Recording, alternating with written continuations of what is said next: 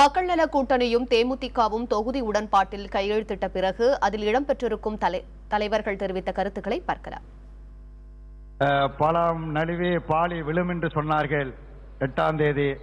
உடனே எங்களுடைய அர்ஜுனனுக்கு பொறுக்க முடியவில்லை.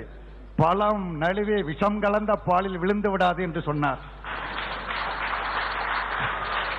உடனே சொன்னார், அப்பயே யோசிச்சுட்டு இருந்தேன், குருவை மிஞ்சிய சிஷ்யர் நம்மள்ட்ட இருக்கார். நம்ம சிஷ்யர் அவர் ஒன்றும் பண்ணிட முடியாதுன்னு.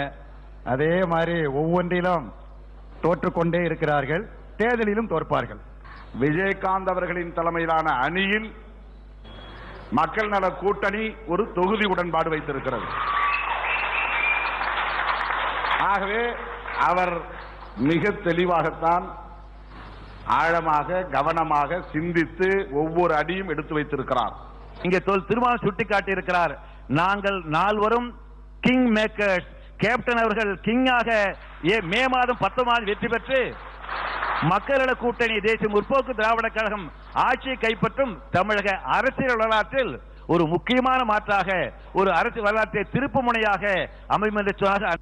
1967 மார்ச் 6ஆம் தேதி பேரறிஞர் அண்ணா அவர்கள் தமிழகத்தினுடைய முதலமைச்சராக ஆட்சிபீடத்திலே அவர் அமர்ந்த நாள். அதே போன்ற ஒரு நாள் மலரப் போகிறது. அந்த ஆட்சிபீடத்தில் நம் அனைவரினுடைய பேரன்புக்குரிய புரட்சி கலைஞர் கேப்டன் விஜயகாந்த் அவர்கள் அதே ஆட்சிபீடத்தில் முதலமைச்சராக அமரப் போகிறார். நானும் எத்தனையோ விட இவ்வளவு சொல்றாங்க, இவ்வளவு பணத்தாசிக்கும் அங்க போயிட்டேன், பல போயிட்டார் விஜயகாந்த். பத்திரிகை நண்பர்களே உங்களை தான் சொல்லுகிறேன், அப்படி வள போயிட்டாங்க. அப்புறம் சிலர்ல இந்த பக்கம் வள போயிட்டார். எந்த பக்கம் வள போடலாம், மக்களோட அன்னைக்கு சொல்றதான் தெய்வத்தோட மக்களோட கூட்டணி.